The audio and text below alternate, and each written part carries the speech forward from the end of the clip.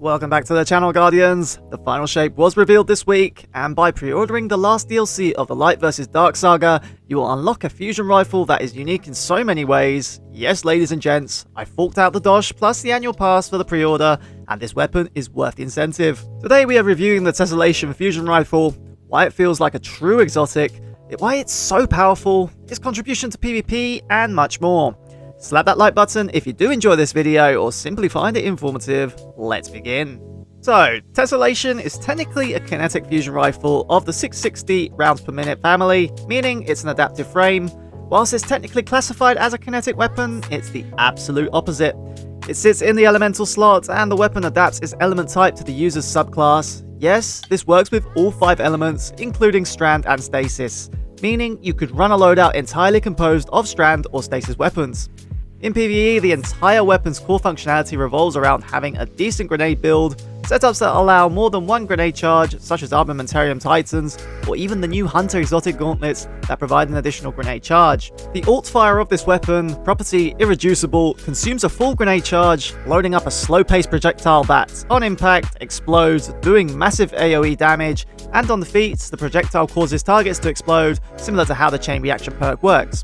For comparison purposes, compared to an aggressive frame rocket launcher, the projectile from Tessellation out-damages impact casing rolled rocket launchers of the higher damaging frame family.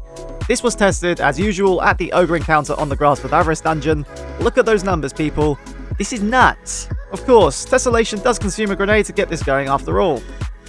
The weapon is very self-sufficient, as getting kills with it, whether it's just using its standard burst of bolts or from firing projectiles, it regenerates grenade energy, like Demolitionist, based on the number of kills. Getting multi-kills with this weapon projectile will practically refill your grenade, making it a very strong mob clearer, whilst being capable of inflicting significant damage to bosses. Now, we mentioned earlier on that this weapon is suited for grenade builds that increase the capacity. Strand hunters can get the most out of this weapon when using the new Moth Keeper's wraps or gauntlets, released recently alongside the Widow Silk aspect, granting you not 1, not 2, but 3 grenade charges. As long as you are getting multi-kills with this weapon, you will always have grenade energy to consume, allowing for projectile spam. It is extremely powerful and fun to use.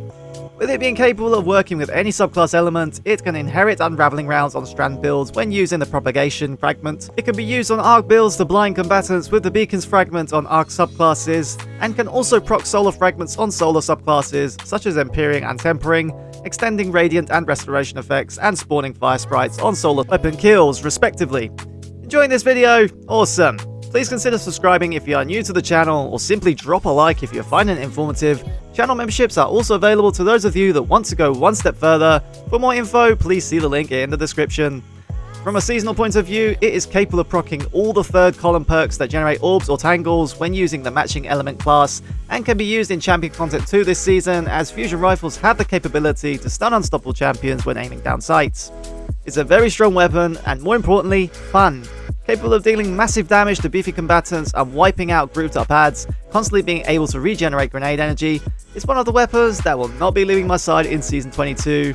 It's well worth the final shape pre-order, and in PvE at least, it gets a 5 out of 5 on the scale. Thank you, Bungie, for giving us this awesome weapon. Let me know in the comments if you have it, and how you feel about this exotic fusion rifle. Moving on to PvP now. Off the bat, adaptive frames are one of the less desirable frames when it comes to fusion rifles, having less range than precisions and incapable of challenging rapid fires and shotguns at close quarters. As the stats are not available on DZ Foundry as of the making of this video, I compared its stats against another legendary adaptive frame, the Royal Executioner. The range stat allows this weapon to map at just below 17 meters before damage drop-off, whilst hip fire falls off at under 13 meters. For comparison purposes, Iterative Loop, which everyone should know about, is a rapid fire, and with maxed out range stats, it can match Tessellation's range. Tessellation is a 7-bolt burst weapon, doing 39 damage per bolt, meaning landing 5 of these bolts at optimal range will result in a kill.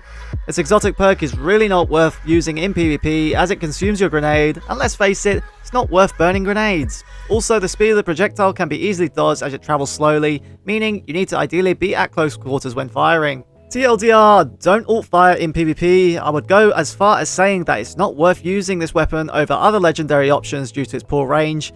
It can one-shot on direct alt fire hits, but its AoE doesn't, doing roughly 160 damage.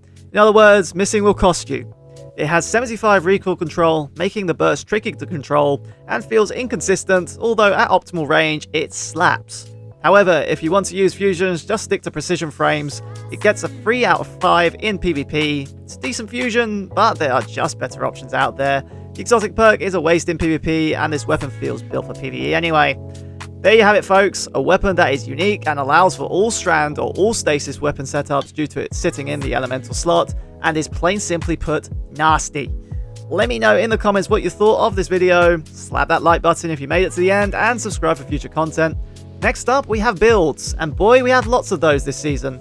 We will kick things off with a nasty hunter build featuring this exact weapon, followed by a review of the seasonal rocket launcher, and much, much more.